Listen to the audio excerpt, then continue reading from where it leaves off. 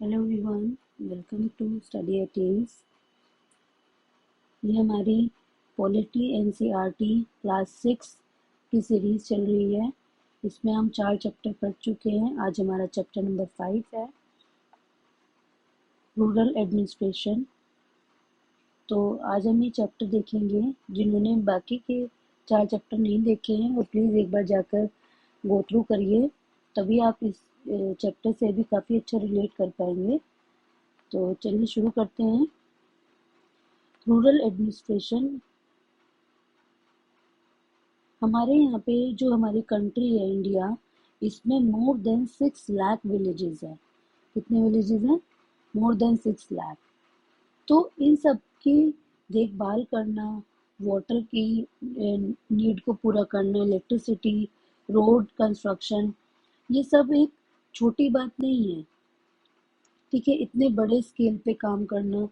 तो क्या लगता है आपको, जैसे एक घर में बहुत सारी चीज़ें मेंटेन होती हैं कि आपको खाना भी चाहिए, आपको पानी भी चाहिए रहने के लिए, घर भी चाहिए, अच्छे अच्छे कपड़े चाहिए। तो जब दो भाई बहन होते हैं तो उनमें आपस में क्या होता है, झगड़ा भी हो सकता है। ठीक है, कि पापा चॉकलेट लेकर आए, वो उसको भी चाहिए और इसको भी चाहिए। तो इतनी सारी चीज़ों को मेंटेन करते हुए भी अगर झगड़ा होता है तो उसे रिजॉल्व करना भी एक अलग टास्क होता है। तो इसी तरीके से जब हमारा एडमिनिस्ट्रेशन है तो वहाँ पे भी जब इतना सब कुछ मैनेज होता है उसके बाद भी कुछ कॉन्फ्लिक्ट होते हैं। तो वो चीज़ भी कैसे हम डील करते हैं वो इस चैप्टर में देखेंगे कि कैसे जो हमारा एडमिनिस्ट्रेशन है वो हमारे ऑफिसर्स किस तरह से डील करते हैं। तो इसमें दो लड़कों की स्टोरी दी गई है एक्चुअली। एक लड़का है मोहन जो कि फार्मर है। मैं स्टोरी आपको शॉर्ट में बता देती हूँ। तो एक लड़का है मोहन जो कि फार्मर है और उसका भाई है रघु। तो ये दो भाई होते हैं, मोहन और रघु। तो जो रघु होता है उसकी, मोहन और रघु के पास एक लैंड होती है एक्चुअली। ठीक है, ये पूरी लैंड है, ये हाफ लैंड मोहन की है और ये हाफ लैंड रघु की है। तो एक रात क्या होता है कि जो रघु होता है, तो जो ये डिवीजन ऑफ लैंड है ये, ठीक है, यहाँ पे लाइन है। तो ये क्या करता है, ये इसको सेपरेट जो हो चुकी है ये इसको शिफ्ट कर देता है इधर। ठीक है, सो दैट कि इसकी लैंड ज्यादा हो जाए और इसकी लैंड कम हो जाए। तो इस तरीके से इन दोनों भाइयों में जो भी, तो इन दोनों में काफी डिस्प्यूट होती है, काफी लड़ाइयाँ होती हैं।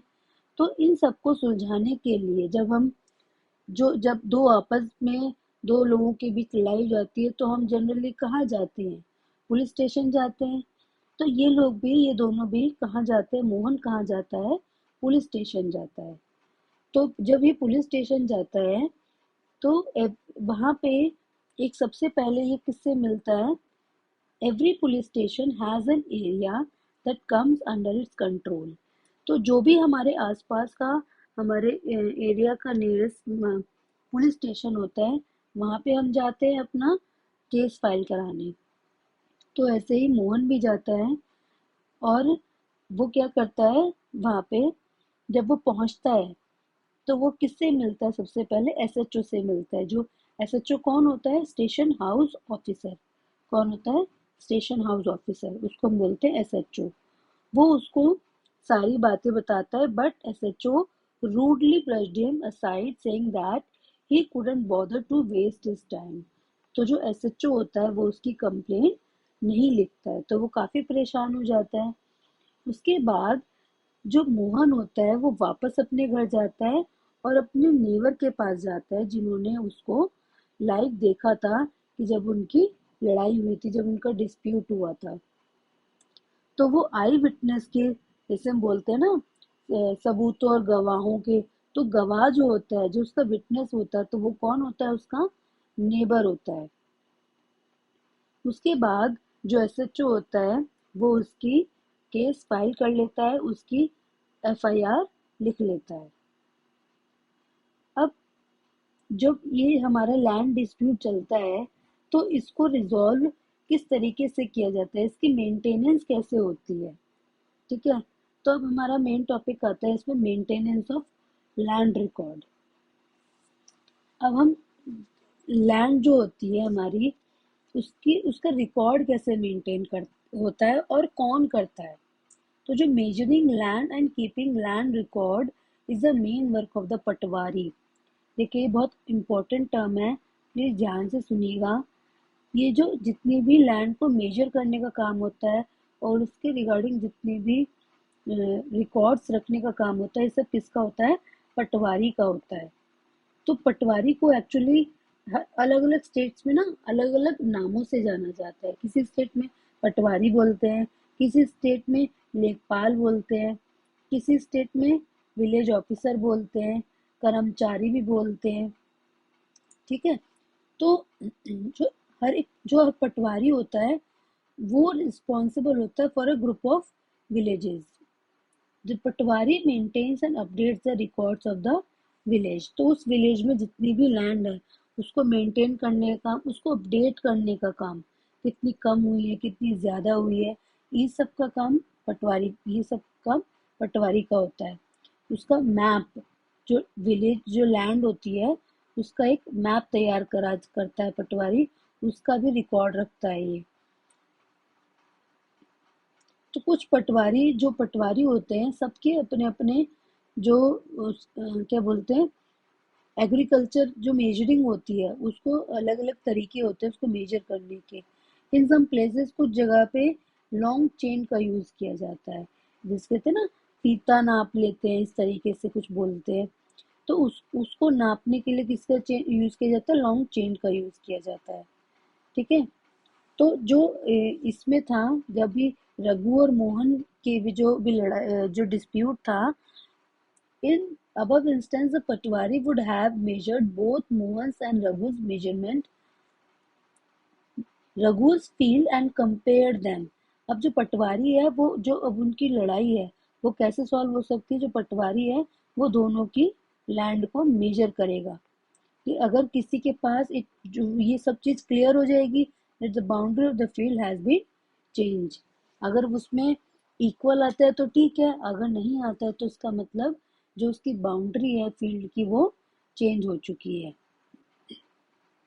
अब पटवारी का और क्या काम होता है, patwari is also responsible for the collection of the land revenue from the farmers. अब जितने भी फार्मर से जो हमारा रेवेन्यू आता है उसको कलेक्ट करना भी पटवारी का काम है, और उसकी इंफॉर्मेशन भी देना गवर्नमेंट को, ये भी उसका काम है।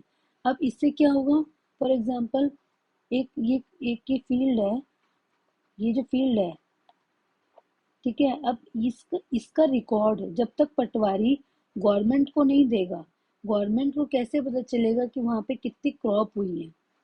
ठीक है, तो इस तरीके से भी फार्मर को इससे बहुत कभी लॉस भी हो सकता है अगर पटवारी इसकी गलत इंफॉर्मेशन आगे प्रोवाइड करता है। तो फार्मर्स में change the crops grown on their fields or someone may dig a well somewhere and keeping track of all this is the work of the revenue department of the government। तो इस सब का काम कौन किसका काम होता है, ये रेवेन्यू डिपार्टमेंट का काम होता है। और जो पटवारी का काम है, ऐसा नहीं है पटवारी कुछ भी गवर्नमेंट को बोल देगा गवर्नमेंट उसे इसको एक्सेप्ट कर लेगी, नहीं, पटवारी का काम भी सुपरवाइज होता है। समझ रहे हैं आप, तो पटवारी का काम सुपरवाइज कौन करता है, सीनियर पीपल, जो सीनियर लोग होते हैं ना पटवारी से भी जो ऊपर बैठे होते हैं वो लोग उसको सुपरवाइज करते हैं।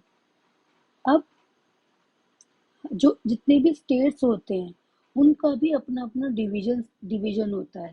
ठीक है, ये सब मैं आपको, ये जितने पैराग्राफ है इसको मैंने चार्ट में कन्वर्ट कर दिया, मैं इसको आपको यहाँ से समझाती हूँ कि फॉर एग्जांपल ये हमारा एक स्टेट है।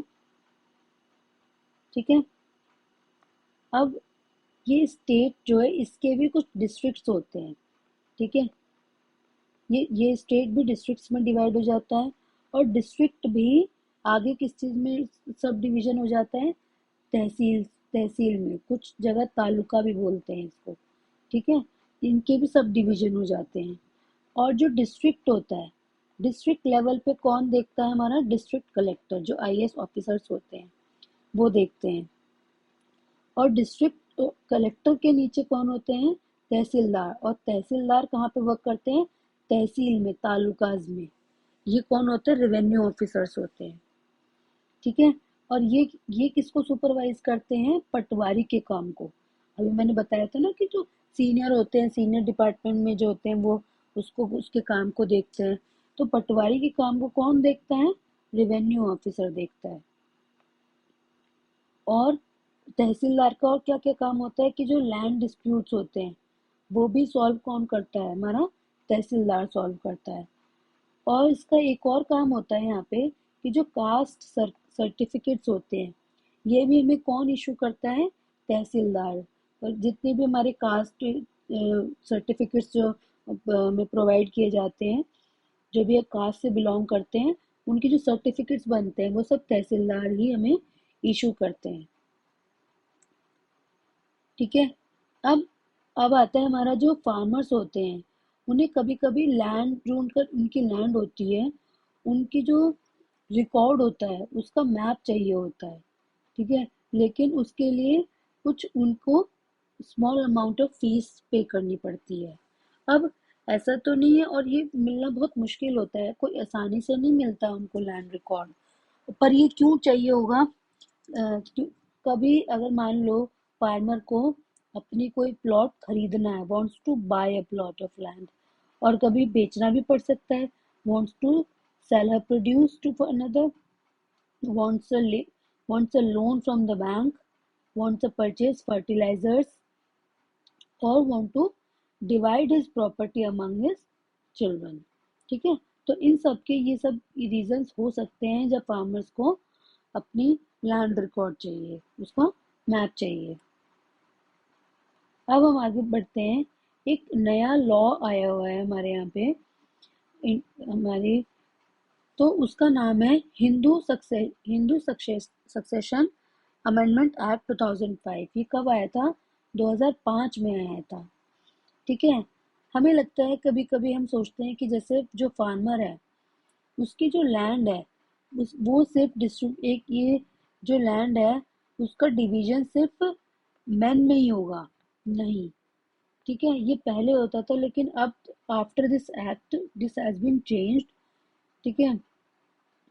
अब जो जितनी भी एग्रीकल्चर फील्ड है वो सब किस में डिवाइड होगी अब से?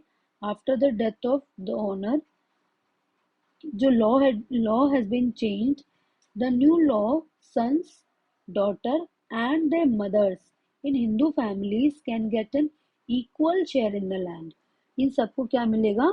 इक्वल शेयर मिलेगा। सन को भी मिलेगा, डॉटर को भी मिलेगा, और मदर को भी मिलेगा। Same law will apply to all states and union territory. ये यूनियन टेरिटरी में भी अप्लाई होता है और सभी स्टेट्स में भी अप्लाई होता है।